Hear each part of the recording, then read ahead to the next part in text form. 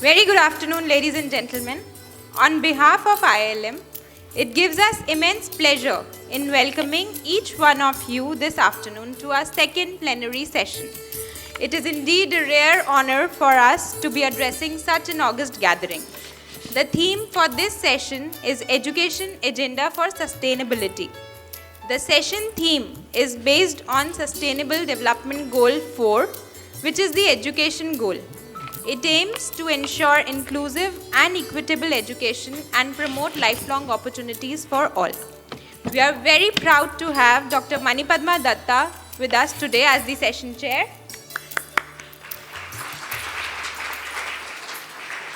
Professor Datta is Vice Chancellor of TERI School of Advanced Studies, New Delhi.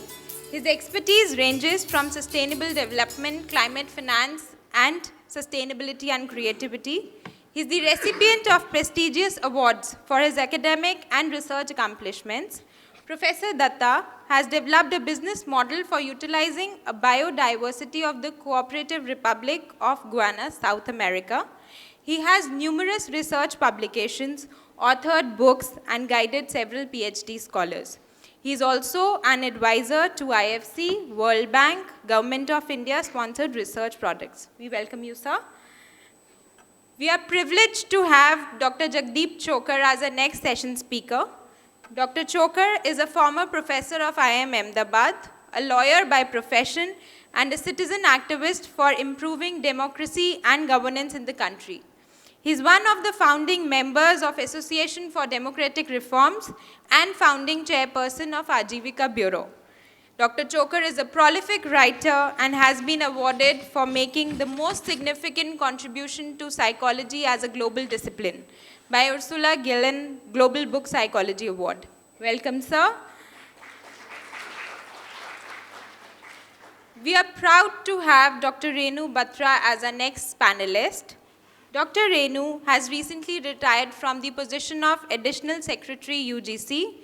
She has contributed immensely to the field of higher education, especially in the areas of quality, access, relevance, and promotion of research. She has published several research papers in microbiology and articles on issues of higher education. Dr. Batra, a person of international repute, has chaired various higher education committees under the aegis of MHRD. We welcome you, ma'am. We are honored to have Ms. Teresa Chen as our next panelist. Ms. Teresa Chen is an educator by profession, is a senior lecturer at Lapland University of Applied Sciences, Finland. She is skilled in non-profit organizations, entrepreneurship education, analytical skills, coaching, and lecturing. We welcome you, ma'am.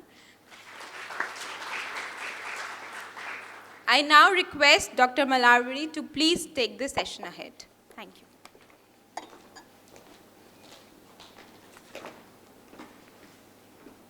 Good afternoon. A warm welcome to you all for the second plenary session, Education Agenda in Sustainability. The session theme is based on Sustainable Development Goal 4, SDG 4, which is the education goal. It aims to ensure inclusive and equitable education and promote lifelong opportunities for all.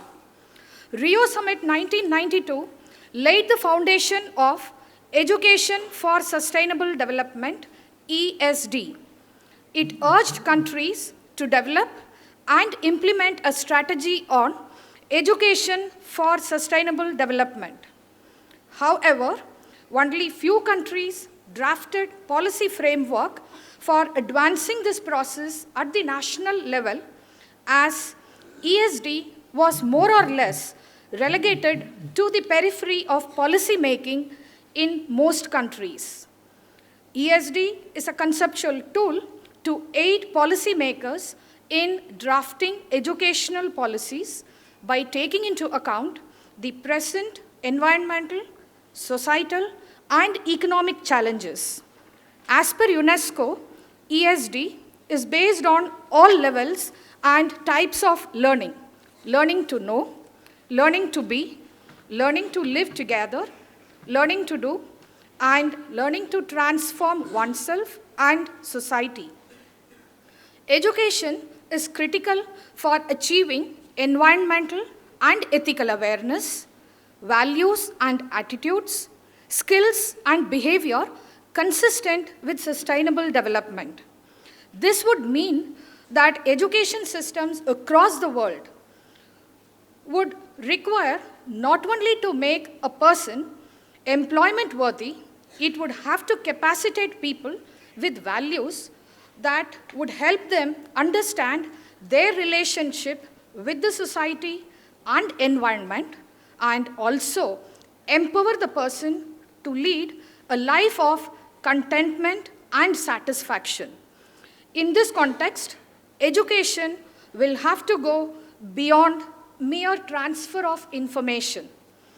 Until recently, education systems have mostly prepared students to perform certain social functions in a relatively predictable world.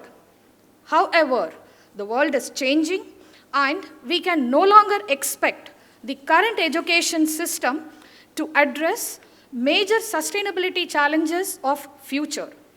Today's students will soon need to deal with complex sustainability challenges which require totally new skills and attitudes to be developed. Creative and systematic problem solving, critical thinking, and empathy towards the natural world are invaluable skills that future education should sharply focus on. Education for sustainable development, therefore, is an important pedagogical tool as it is based on the fundamental principle of making an individual see and recognize the interdependence between human beings and each and every unit of ecology. Traditionally, India has been a sustainable society. A large part of the Indian population still has a lifestyle that's based on the principle of reuse, reduce, and recycle. In some of the cases, it's a matter of personal choice, but for a large majority, it is necessitated by economic compulsions. India is the only country to have passed one of the landmark judgments passed by the Supreme Court of India, directing all education boards to include environmental education as part of formal education system at all levels. It's important that we galvanize the achievement of sustainable development through education in an integrated and inclusive manner. The mandate of ESD is very broad. Therefore, it simultaneously becomes a challenge and an opportunity. Let us now listen to the expert views of our panelists to enhance our understanding on the theme Education Agenda in Sustainability. I now request the session chair, Professor Datta, to steer the session forward.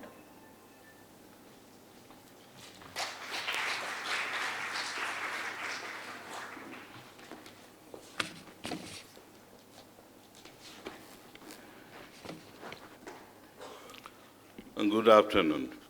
I think Dr. Mala has done my job much easier. After his long speech, I have very little to offer. It was so comprehensive, from sustainability to circular economy, everything. Thank you very much for your nice speech. I find that most of the audience are students. And mostly, I'm afraid they are not by choice, but by default. Because being a teacher, I know that we get the legitimacy of verbally torture every day our students. And you know that the speaking is easier than listening, isn't it? So I think that I must be very grateful to you that you are tolerating us. So that's why my plan of designing the session this way, that certainly I have requested my co-speakers not to go beyond 10 minutes, because teachers are used to speaking.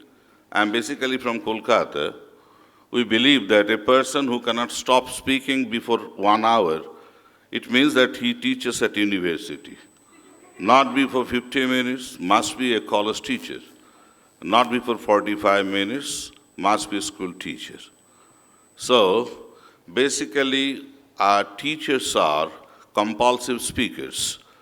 The way the air hostesses, they smile, and if you want to stop their smile, you have to go for a surgical strike. So in this case, what I think that it would be better to allow my co-speakers who are coming from different fields and certainly very, very efficient, so very, very respectable speakers. So far I know that Dr. Jagdeep Chhokar, he told me that education and citizenship, that will be his main focus. Then Professor Teresa Chen, who's basically a communication person. I don't think that he's not a master of miscommunication, because communication, when it fails, it becomes miscommunication. And Keith Davis, in his classical book, Human Behavior at Work, he has given the 10 commandments of communication: first, listen; second, listen; third, listen; and 10, listen. So I think that by default, you people are the best communicator. And she told me that she will speak more about Lapland University, where she belongs to. But she belongs ethnically to China, but basically, there is a great thing common which she came to share with me. She is from Kolkata. She also speaks Bengali. So, you see, she is the youngest and certainly the most attractive speaker, so she will take the floor. And she will speak about her own experiences and certainly how to communicate the sustainability and all our experiments. Next, Renu Batra. You see, she all along remained a very powerful person because she is on the other side. Because I, being the Vice Chancellor, who is my boss, nothing other than UGC. So that, see, with the academic stick in mind, Dr. Batra will speak us that what education we should do. And I think that her experience will certainly enrich us. But that apart, certainly I'll share some of my opinion, because I consider myself that the session chair is the person who cannot speak. So where the organizers have the minimum faith on a speaker, they make him or her the session speaker. So I am really grateful to Vidisha that very compassionately she has identified my weakness and given me a befitting job. And I will try to collect some of the pearls from their speeches, combine them, and try to make them a little bit jittery garland. Ultimately, I'll present it. But I want that to complete the session within 30 to 40 minutes, because I want you people to speak. Because I am from the land of Rabindranath Tagore, who wrote that ekaki gayoker nahe to gan gahite hobe dui jone, ekjon gabe chhadiya gola, arjon gabe mone. Arthat is a song is sung not by the singer, also equally sung by the listener. So the education is a two-way traffic. And I think that better I would only appeal to my speakers that since the students are there, I think that again coming back to Rabindranath Tagore, when he said that Sahoj kotha jay na bola sahoje. So when you have nothing to speak, you will speak forever.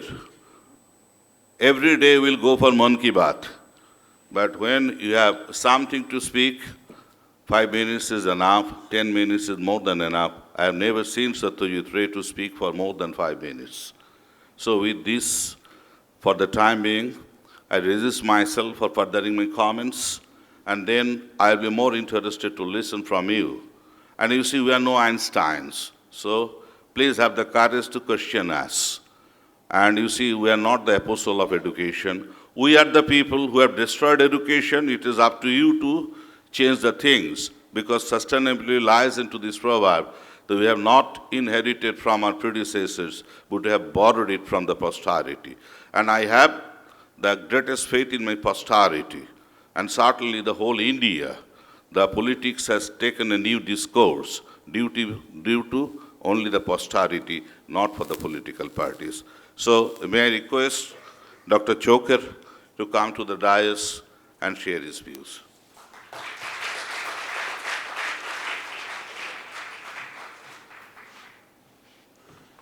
Good afternoon. I have brought this glass of water here not because I'm going to speak too long, but because I need nourishment. Dr. Datta has set the stage very well. So, following his tradition, let me begin with a request to all the students here. If you feel like sleeping, please sleep. But do not snore. Because if you snore, you might wake up your friend who's sitting next to you and sleeping. So be careful. Listening to Dr. Mala, I felt very guilty that the person who should be here is not me. The person who should have been here is my wife. She has been working with ESD for the last 35 years. And whatever little I know of ESD is only because I keep listening to her once in a while.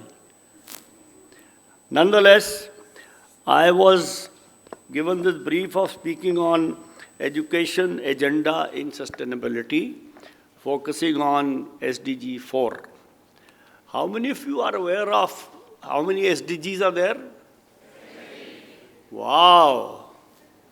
Yeah. Oh my God. That I also did not know. So tell me, what is goal 16? Peace, justice, and strong institutions. Peace, justice, and strong institutions. Oh. Tell me, what more does goal 16 contain, other than the 3 words that you read there? The reason I raise this issue is, in my opinion, goal 4 is very inextricably linked with goal 16. Goal 16 talks about the rule of law, removing corruption and bribery, effective, accountable, and transparent institutions at all levels, inclusive, participatory, and representative decision-making at all levels, broaden and strengthen the participation of developing countries in institutions of governance, public access to information, and protecting fundamental freedoms, national institutions. What do these have with education? What do these have to do with education?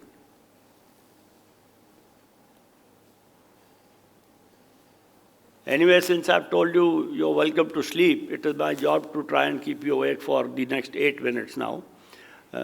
What is the purpose of education?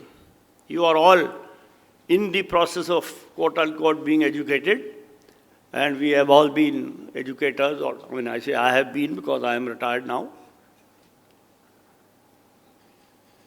What is the purpose of education? Anybody? Speak quickly because my time is passing. To be skilled and knowledgeable. Very good. Why don't you come forward? What is your name? Ritik says the purpose of education to be skilled and knowledgeable. You all agree? Okay. Now let me suggest to you that a person who is skilled and knowledgeable, what good is he or she to the nation? Sorry? asset. You know, you ask people, who are you? What do they tell you? I am a skilled and knowledgeable person. I am a professor. I am a retired professor. I want to be a professor, if you are really crazy. I am an accountant. I am a lawyer. I am a doctor. I am a bureaucrat. I am a lawyer, etc., etc. But there is something more to it. If you look at education in its bare essentials, the first purpose of education, or what I would say the primary purpose of education, is to make children into good human beings. Ritik may be a very skilled person, but I will reserve my judgment whether he is a good human being or not, unless I have spent more time with him. Being a good human being is the most fundamental aspect of education. We not necessarily get it from educational institutions, although we should. We also get it from homes. We also get it from the streets. It is all around us as we grow up. So the primary purpose is to make people good human beings. So once you have made them into good human beings, then what do? Skilled? Knowledgeable? Or is there anything before that? You know, I mentioned several professions, and I said, people say, I am this, I am that. Nobody says that I am a citizen. And what we forget is that before I can become anything, I have to be a citizen first. Otherwise, where will you be? In a detention camp. This is the latest. But, you know, citizenship is in discussion these days because of a variety of other reasons. But this fact that after making children into good human beings, the secondary purpose of education is to make them into good, effective, aware, alive citizens. If you look at the state of, I suppose, our nation, one of the most fundamental problems that we have, why we are at this stage, that we as citizens have not played our part effectively. Because we are all doing what Ritik said, which is the third purpose of education. After good human beings have become good, effective, alive, aware citizens, then at the tertiary stage or the third stage, we should make them into knowledgeable, skilled, so that they can contribute to the economic well-being of society. Now, since when you started studying in school, what are you being taught? Our education system starts with, sorry? Poems. वो पंजाबी में कहते हैं, how many people understand Punjabi here? वो पंजाबी में कहते हैं, मुंडा चौथी पास होया नहीं, कहते IAS अफसर बन गया. So from day one, the focus of our education system is IIT, IIM, IAS, World Bank, BCG, McKinsey, etc., etc. So our education system today is upside down. The fundamentals of being a good human being and a good citizen are not the focus of our education. I am sorry to say that. And because we don't take our responsibility as a citizen seriously, therefore, the larger issues in the country go by default. As a matter of fact, in a lighter vein, there is a very well-known saying that war is too serious a business to be left to generals. Similarly, politics is a business to be left only to politicians. As citizens, we have to pay attention to what is happening in the politics of the country.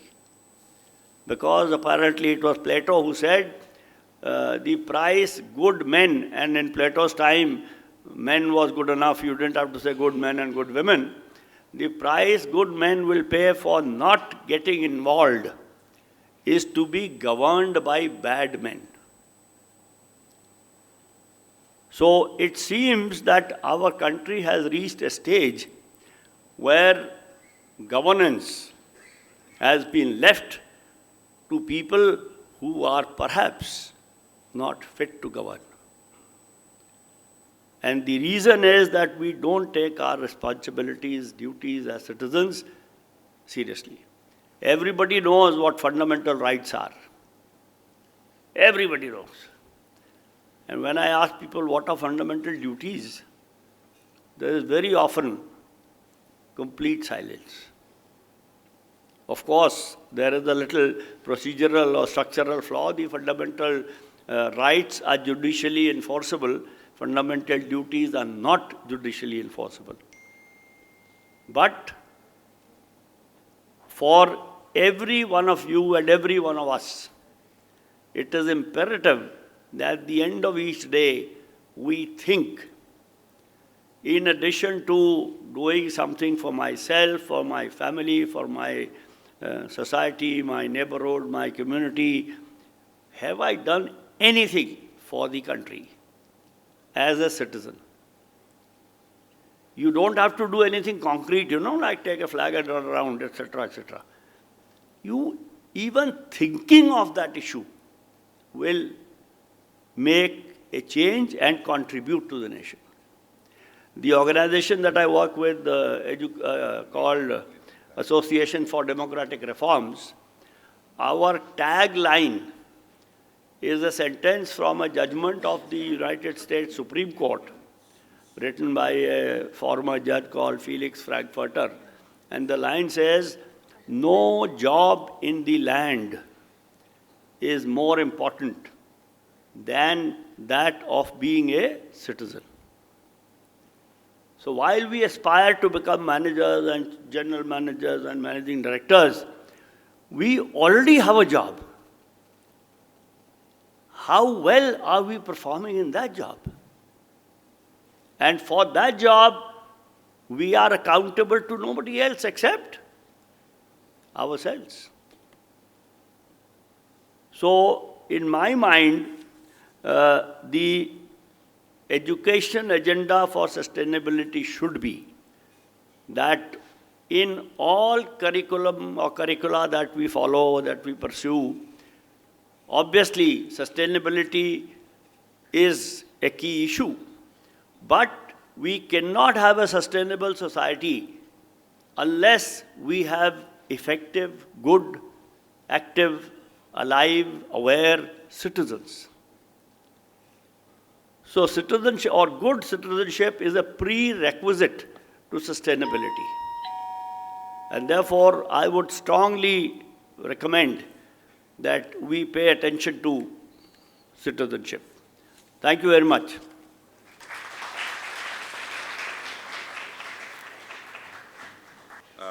Thank you, Dr. Chhokar.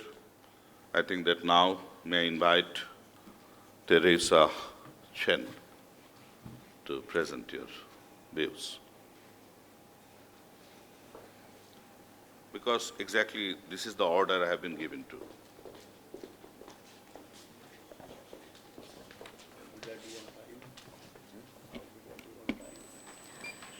Good afternoon, everyone. Also to our fellow speakers, and thank you IILM for inviting me and giving me this honor to represent Lapland University of Applied Sciences. And I'm going to talk about sustainability from the Finnish perspective, and with an example how sustainability is incorporated in education, especially at Lapland University of Applied Sciences.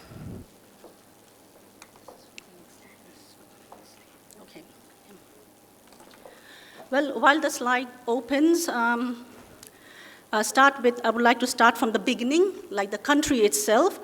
I believe everybody knows that Finland has a strong reputation as a global leader in sustainable development work.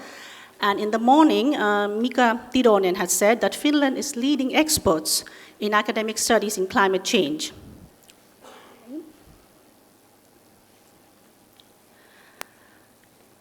Finland is also amongst the world's has the most sustainable companies, and in 2019, which is last year, 7 of the 100 companies belong to Finland. And the number is tiny, but if you think in terms of the population, 5.5 million, it's a huge number. Ladies and gentlemen, you don't have to convince Finns, to think sustainably, because Finnish nation itself is very sustainably thinking. Why? Because Finland is one of the most forested countries. Finns love outdoor, Finns love their nature, and that's why it inculcates them to preserve that particular nature.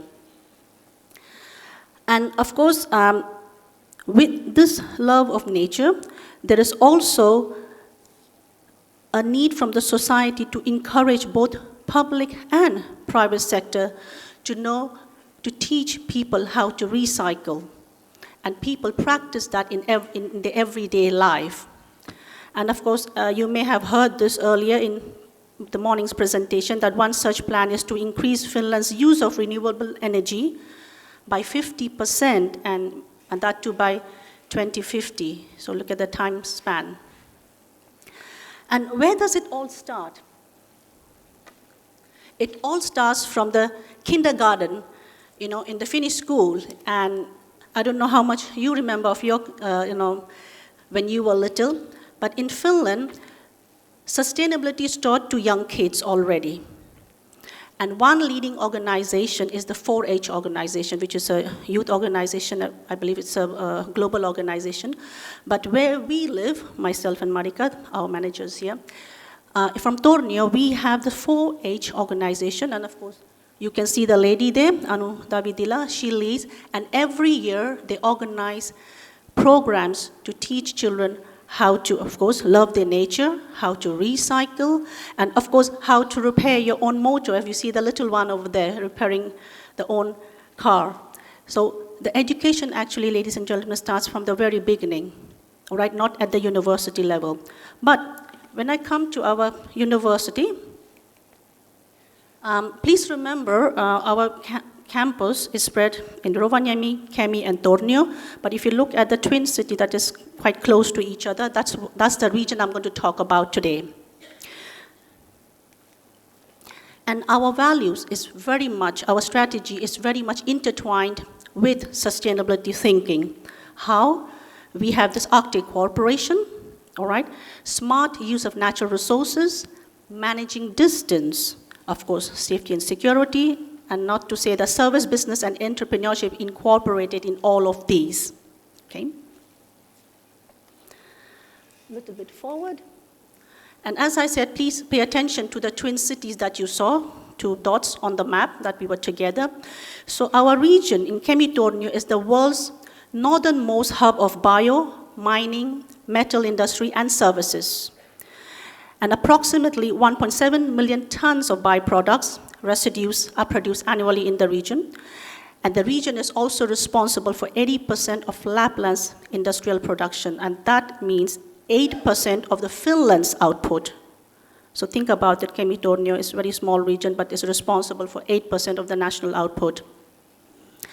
And there are several tiny industries located in the area.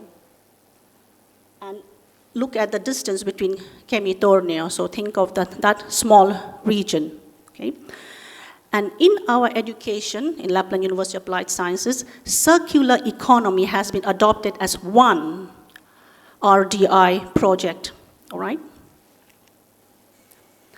So the establishment of circular economy in June 2007 has been a huge leap forward for the development work of the industrial ecosystem. And this particular project is funded by Sitra, the Finnish Innovation Fund. And the Center for Circular Economy aims to render the operating environment of companies practicing circular economy in a more competitive way. And we have one party there, do you see? DG Police, do you see there in that map? And DG Police, it has been co-founded by Lapland University of Applied Sciences. It is a technology park, but it also functions as business incubator for startups. And DG Police plays a huge role in the circular economic center. It plays a key part in collecting data, essential to companies, sharing information, especially from the business perspective, and presenting them to the national and international decision makers. And we at the University of Applied Sciences have a wide variety of expertise to help in research and development and in education, of course. The potential for this area, which I'm talking about Kemi-Tornio, especially in the development of industrial symbiosis, is really vast. The region, why? The region possesses vast deposits of natural resources and pristine nature. And the Center for Circular Economy is going to widen the network in industries, universities, experts like us, and intermediary. And in the long term, the area will hopefully gain new investments and jobs. The center is also actively taking part to build up Finnish network of eco-industrial parks and is involved in the Nordic Industrial Symbiosis Network. And here is the cluster, and remember this is only Kemi-Tornio region, the tiny region that you saw on the map. And let's move on to our R&DI practices that we have at Lapland University of Applied Sciences. It has been observed that the success of circular economy depends on the availability and cooperation of experts in different fields from different fields. Therefore, bio and circular economy are closely combined in our strategic value. For example, we spoke about earlier, smart use of natural resources. And our strategic values are closely, inculcated in main action areas, and they are optical measuring technology, operation and maintenance, materials technology and mineralogy, energy technology, knowledge of Arctic environment, of course, and finally ICT.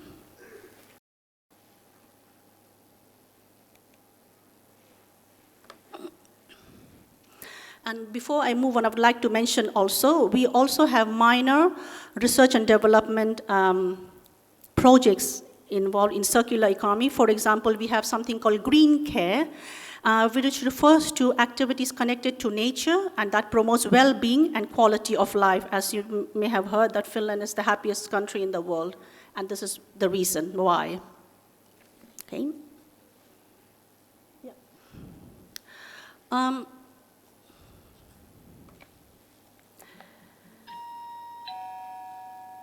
Cooperation in RDI work is done in several sectors, and I will mention in how many sectors. Perhaps the next slide is better, yeah. Regional cooperation is done at local SMEs level, and with regional development companies and municipalities, and of course us, and the Oulu University of Applied Sciences are our closest academic partners, right?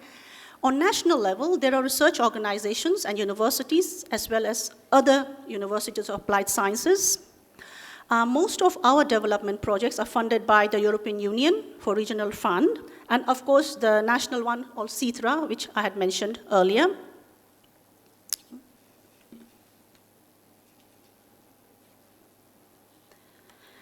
Let me move forward a bit about our education.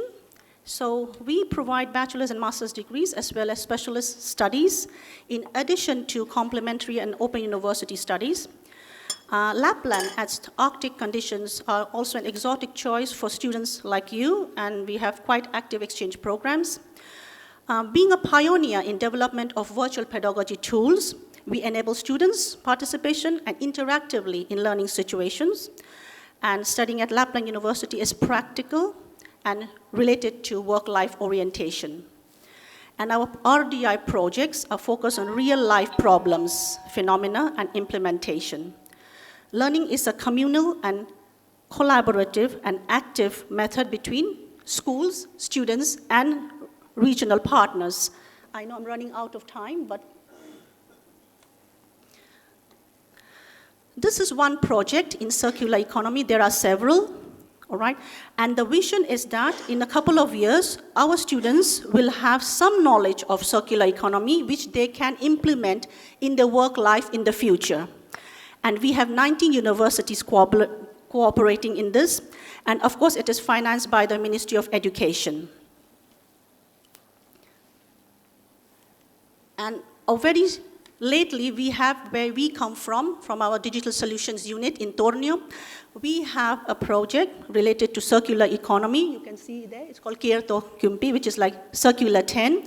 There, our ICT students created an app to help local companies how to, better resource and better resource themselves, how to better utilize those waste. And for example, there's a network of companies that know who is provider of the waste and who's going to use that waste, all right? Just want to say that we are so dedicated to sustainability. We have people in charge, all right? So one more I would like to say that before I leave this podium, I know I'm running out of time, that we are so dedicated to sustainability. We have a very sustainable souvenirs, and which just says that after you finish using it, just put it in water, plant it in soil, and you will get basils from it.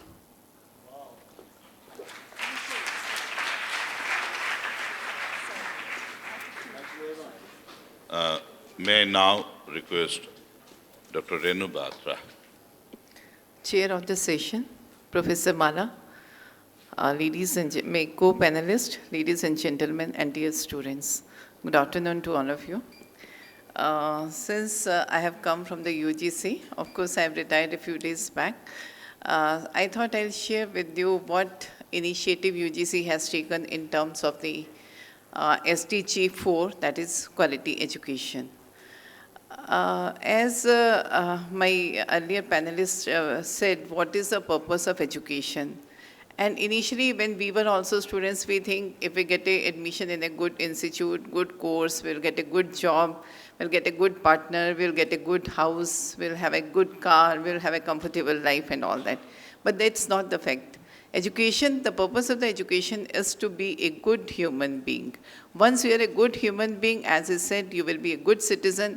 You can take care of yourself, you can take care of your family, you can take care of your society, you can take care of your nation, and you can be a globally competitive individual. So that is the purpose of education. And coming to the numbers, in Indian higher education system, as you know, we are the second largest in the world.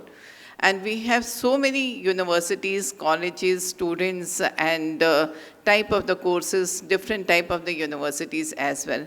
If we look into the numbers, we have around 993 universities. We have around 10,000 standalone institutions, as yours is also one of them. And then we have around 3.7 crore of students and 14 lakhs of teachers who constitute our education system. And if we look into that demography of our country, that we know that more than 65% of the population is in that age group of less than 35%. And around 50% is in the age group of 18 to 25. So this is the young population which is ready to enter into the portals of the higher education. So that is why even the UNESCO has taken that quality education is one of the SDG, and of which India is also a signatory, and Niti Aayog has also developed the detailed plan for the how to meet the target. And if we look into the ecosystem of quality, because it's very difficult to measure the quality. We can't measure it, whether it's this much of centimeter, this height, this length, and all that. Of course, there are several parameters to measure the quality in higher education. We have NAAC, National Assessment and Accreditation Council, we have NBA, we have NIRF ranking, and there are international ranking as well. But still, I mean, our purpose should not be that we should be a standalone institution, we rank this much and we rank this much. Our purpose should be that all the 3.7 crore students who are entering into the portal of the higher education should get a quality education so that they become a good citizen of the country. So if I think that if what should be the ecosystem of any higher education system is like that, what type of the academic program they are having, like whether they are running the professional courses or social sciences, humanities, sciences program, or they are running the courses which are of the national importance, or they are also conducting the program for the personal enrichment of an individual. So that is very important. Second important aspect is the teachers. We can't have just the buildings of any higher education institution. Teachers play a very important role in any higher education institution. And in India, it's a big challenge to get good teachers, to retain good teachers, and also to prepare program for the capacity building of the teachers. And even in case of the central universities, which are 100% funded by the government of India, there are around 33% of the teaching positions are lying vacant, which is a big challenge. Of course, UGC has taken various steps and requested all the institution to work towards that filling up on the teaching on the teacher position on a regular basis. So it's very, very important to have a teachers who are committed, who take this as profession, as a passion, who is very responsible, who is a very inspirator, who is a motivator. So we have to have such type of the teachers, then only we can develop that quality ecosystem. And the third is that pedagogy. Once we have the program, we have designed the curriculum as well, but how that curriculum is transacted, whether it is a teacher-centric curriculum or we are having a different mode or very innovative way of transacting that curriculum. In addition to curriculum, there are another aspect is how we assess the students. Normally what we do, our assessment process, as we all know that our assessment process is very, very, I would not say faulty, but it's not the system in which we are assessing the competencies of a student. We are only assessing what they have learned, what they are able to retain, and what they are able to reproduce in the examination. So we have to come out with some new innovative ideas how we have to assess the students. Next important factor is the research. And research is that when we have the new ideas, then only we will be able to do that research. For research also, we need to have a lot of funding, we need to have a good human resources, and also we should know what type of research we are going to undertake, whether it is a locally relevant national importance, whether we are able to compete in the globally also for undertaking that research.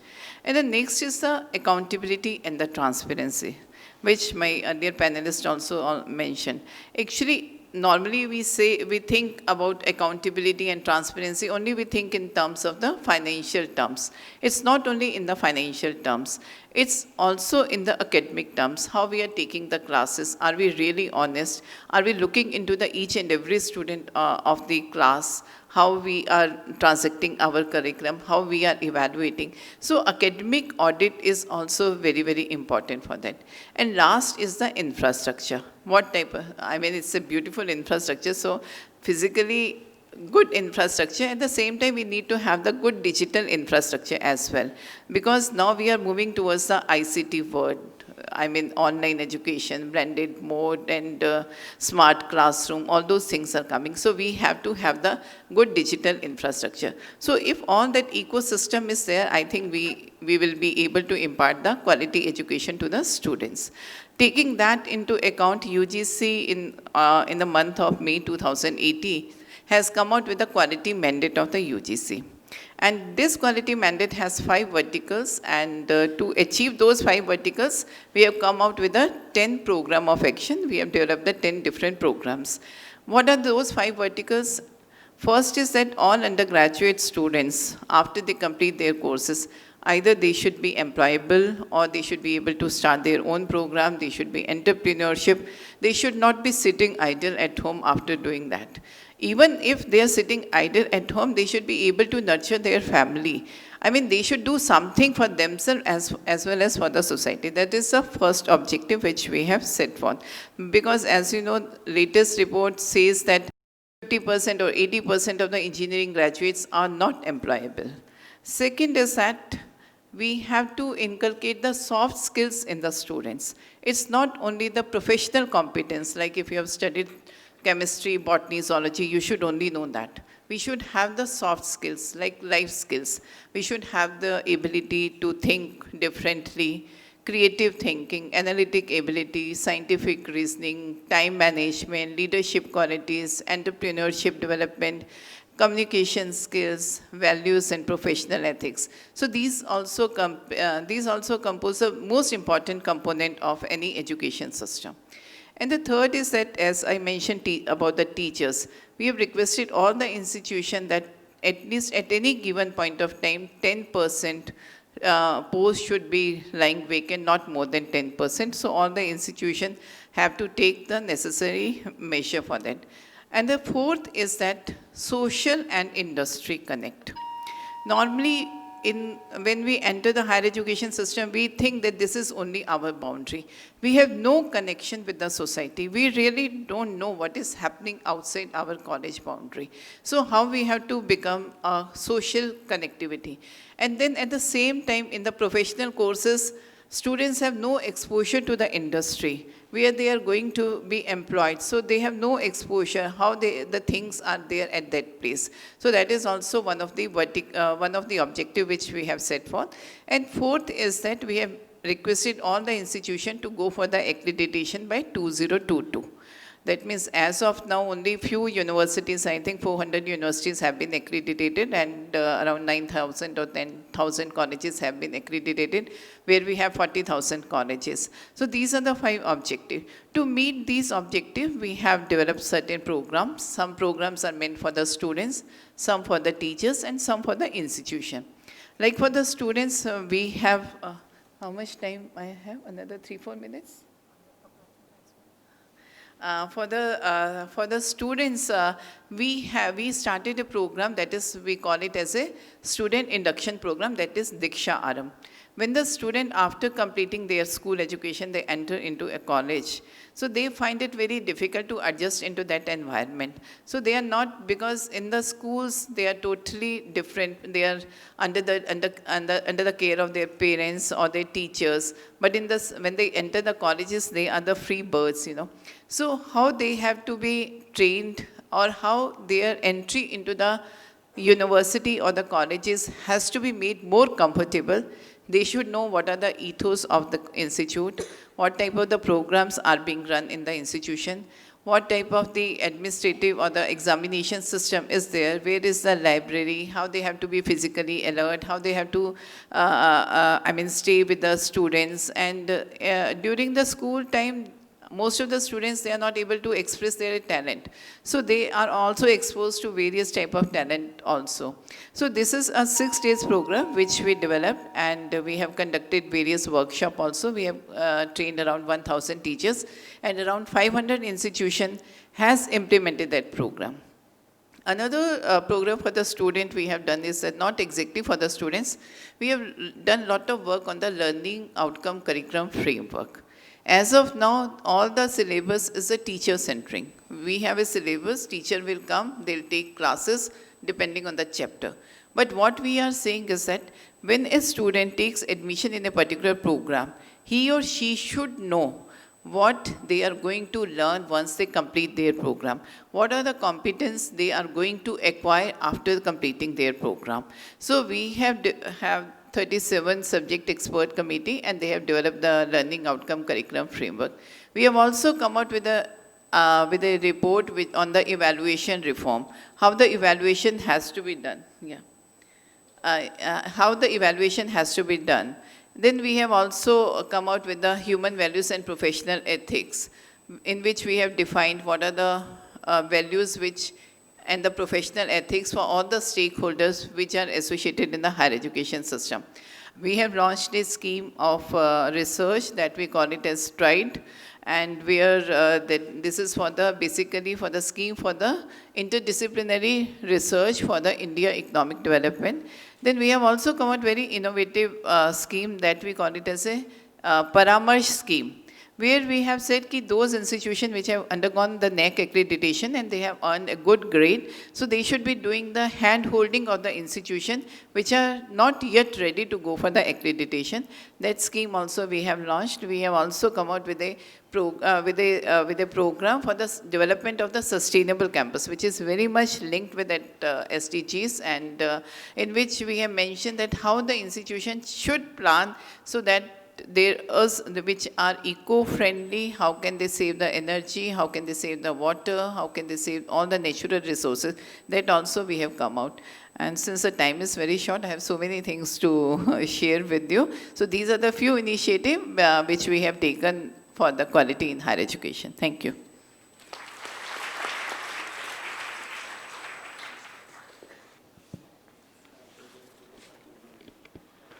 So finally, we are at the end of the session.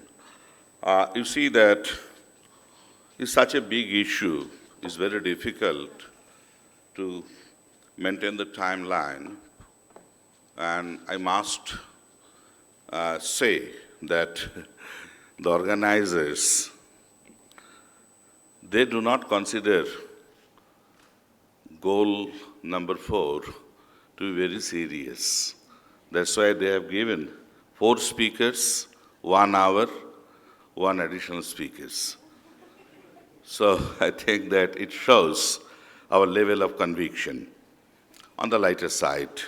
But life is nothing but light only, enlightenment and otherwise. As I was listening, that you see that Dr. Chhokar has emphasized on good citizen, and he has said correctly that when we talk about our rights, but when we talk about duties, we are not really very comfortable with. So it is equally with everybody, from top to bottom. And everybody knows a tree rots from the top, not from the below. So then comes Teresa. It's nice that without being in Finland, we have got a Finnish glimpse of education and their sustainability. And it is really true that the Nordic region countries, they are championing a certain and different kind of socialism and gender equity, gender equality. And you know that, considering the history of Finland, you might know that when the Great Russian Revolution took place in 1918, Finland was also about to be liberated. And a very sizable portion of Finland is inhabited by the ethnically Russians. And it is interesting not being in Finland, and it's a beautiful country. I have had a glimpse of it, but certainly she has gone deep into that. So I envy you and your observations too. Thank you very much for sharing. And naturally, Dr. Batra came with which part I have liked really, that first to be a good human being. If you can become, then everything is easy. And that's the main thing. But certainly, actually, I'm not that way religious or spiritual, because I believe that being serious and good is also a product of dialectics, isn't it?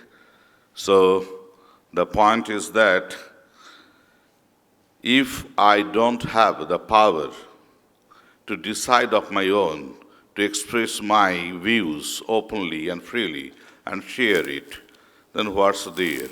Because in Indian ethos, there is a question in Upanishad that how a disciple will satisfy and reward, give it back to the gurus. And the answer is given in Upanishad, Pariprashnena Sevaya, by counter questions. So in India, how many have the courage to raise a question? This is the point. I had the fortune and misfortune of having been in Harvard Business School for quite some time. And there, my colleagues used to say there that we are not paid for giving the answers. We are paid, professors are paid only because asking questions. So what we have left 1,000 years behind, they have taken up. Now we are American. So that is our crisis. So my friend, my dear students, and certainly my extended colleagues, I want to raise some questions. And I think that you will also raise some questions. Not that we have all the answers, but if the questions are not there, if you don't doubt, then we will never be able to change. Principle of responsible management education. Bidisha, then what have we been doing all these days? Irresponsible management education? After hundreds of years of civilization, within quote and unquote, then if we have a sustainable goal, that development goal, first is alleviation of poverty, second is kill hunger. Next 5,000 years, we go on going for the seminars. And I'm telling you a personal anecdote. That day, I was in Claridge Hotel on a roundtable on Hunger Foundation. So I had a meeting back to the university, and after my turn was over, I said that please allow me to leave. I have made my point clear. So I was getting out. One of the organizers said, "Sir, are you getting back?" "Yes." "Sir, cocktail party hai." So that hunger, I have never seen a hungry man is invited to the stage to share what hunger is. Am I right or not? You will never see a poor man to speak on poverty. So that is the basic question. I can remember, you must have seen, you must have liked also, although she is quite old now, Salma Hayek, isn't it? Beautiful. I did have a crush and I missed the ball. Now with Salma Hayek, actually she played the role of Frida. Frida was the last wife of Mexican artist, painter, Diego. And Diego was a socialist painter. And he was a Trotskyite. Nowadays, though Trotsky, all these things is a no-no. So then he was hired by Rockefeller. And the Rockefellers gave him one work to have a mural. Mural, you know, Deval Chitran. And when the work was over, Mr. Rockefeller came and said, "Lift the veil. I want to see what you have drawn on the wall." And he has opened it. And it was with all the socialist motives. Hammer, sickle, struggling people, people in movement. And Rockefeller said, "What do you have drawn here?"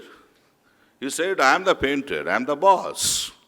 Rockefeller threw away the check and said, "The wall is ours." So whatever we are doing, whose wall, for whom the bell tolls? Raise the question. My dear student, you people are always blamed. You are not serious. You should be very good. You should be very responsible. But are you sure that after passing out, you'll get a job?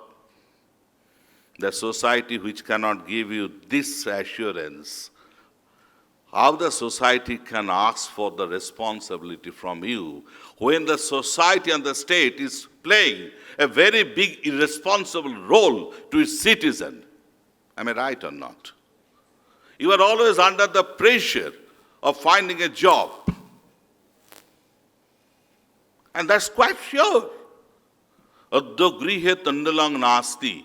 Kalidasa was once defeated in the royal court of Vikramaditya, that when other Navrata's 8 Ratnas conspired to defeat him and approach Mrs. Kalidasa, that next day when Kalidas will start from the royal court, you please tell him that Adya grihe tandalang nasti, aaj ghar mein chawal nahi hai. It was a lie, and she said that, Anna chinta chamatkara, and that is the only day Kalidas got defeated by other Ratnas. So the point is that if there is security, Finland has been able to give the security, universal income that is there in all the Nordic region. People are more secure. Creativity is coming from leisure. From Rousseau, Hegel, Voltaire, Karl Marx, Mahatma Gandhi, Jayaprakash Narayan, everybody, all the great men who thought of utopian society, they always thought of equality, and they have always thought of human security, social security. Here we are paying income tax. The moment I stop earning income, the state will throw me away. It does not happen in Nordic region. It does not happen even in USA. Social security measures are there. So are we not demanding too much from our posterity? Apuni achari dharma parare shikhaye. She has correctly said it's a very great challenge to have a good teacher. How? How will get a good teacher? Am I a good teacher? Teaching and cheating, they are composed of the same letters. Only the intent makes the difference. Am I right or not? My colleagues, they know that when in the class you are not teaching, it's only you. Internally you know that today I'm deceiving my students. Yes or no? We are accountable to ourselves. But that is again the product of dialectics. The controller is there. Okay. And the dialectics is also in Indian philosophy. That is the Patanjal Darshan, Purush and Prakriti. I'm an avid reader of Indian philosophy, only to reject it. Because the point is that if you don't know, you don't have any right to reject it. But nowadays, you don't know, that's your quality. And we are in Uttar Pradesh. Thank you very much. If you have any question, please ask us the questions. We are ready to answer to you. I have written the question. I am Ainafa from IILM Graduate School of Management. If we dig deep into the ideologies of the 17 Sustainable Development Goals, we can see that all the SDGs are interlinked with each other. As Dr. Renu Batra ma'am enlightened our knowledge about what UGC is doing for quality education in India, but don't you think it is important to implement it from the grassroots? The Sustainable Development Goals, how many are there? 17. You think that, have you ever played a football? Yes, sir. Okay, in the ground, how many goalposts are there? 2. 2. If you have 17, think of that. Isn't it too many and very easy for you to score? You can become a Maradona. Yeah, sir. So I really am amused. And how many targets are there? 169. Isn't it? Yes, sir. So it is like Indian Planning Commission. After doing the plan, they all go on sleeping.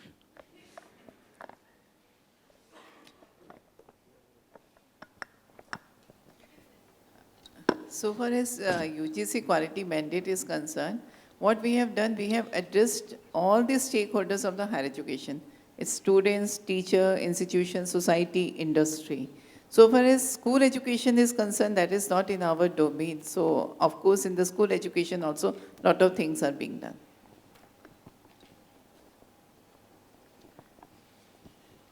Good evening, everyone. My name is Adib, and I am from IILM Graduate School of Management. My question is to the entire panel. The role of SDGs in the acceleration of sustainable solutions at the local level must involve both formal and informal approaches for the effective co-engagement of the betterment of the stakeholders. Your views on it? Since I'm giving the example from Finland, in Finland, all the stakeholders are involved, and it is necessary because one cannot do on its own. So education and local stakeholder, of course the government and the education system. So all of three are involved, and it is very important. That's what we feel, and that's how we run our education system. Thank you. Yeah. Okay. My question is to the entire panel. Students are the key stakeholder of the sustainable development. They are continuously voicing their concern over social media and other platforms for economically and socially equitable society. So my question is that how institutions can channelize or can frame their pedagogy to achieve SDG 4? It's a very challenging question, and you are certainly a part of an institution. Isn't it? You are a part of the institution. What is your main barrier? The institution itself. Am I right or not? Everybody knows it. Isn't it? Now, the basic question was raised by Dr. Chhokar, that why education? What's the purpose of education? The purpose of education he has defined, but I want to give you only one line. The objective of education is to develop consciousness. The education brings consciousness, and consciousness brings change. Now, social media is a passing phase. It's a tool. The point is that we mess up science and technology. Science is not technology. Science is an outlook, is a philosophy. It is the story of the truth. Although there is nothing that true after Einstein, everything is relative. Now, in social media, now it is a technological tool. When you have the technology in your pocket, when you have got the money, but if you have got the money, you cannot have the science in your pocket. That's why with the technology, we offer puja to Ganpati. It is anti-science. We claim that Ganpati's head was the classical example of plastic surgery. It's not science. The point is that how we are using the tool, that will be determined by your scientific outlook. The way there are all the, whether you will see this program or that program on TV, it's your choice. And your choice is not independent. It is a construct. It's a construct. We are not independent. Vladimir Nabokov, the author of Lolita, who won the Nobel Prize, he said that his great speech that no free man needs a God, but is anybody free? That is the question. I hope that, and since you look like a teacher, and because you look like a learner, if you are not a learner, you cannot be a teacher. So we have some discussion outside sometime.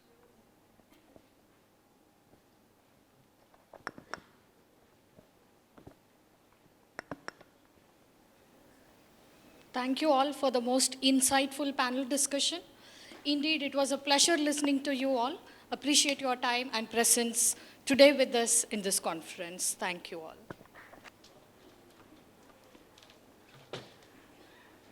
Professor Mala.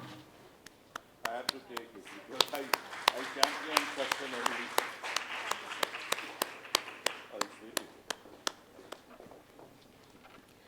Professor Ridhima.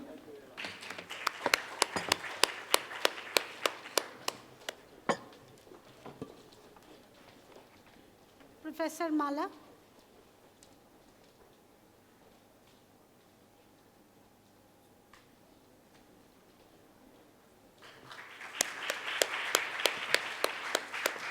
Professor Ridhima.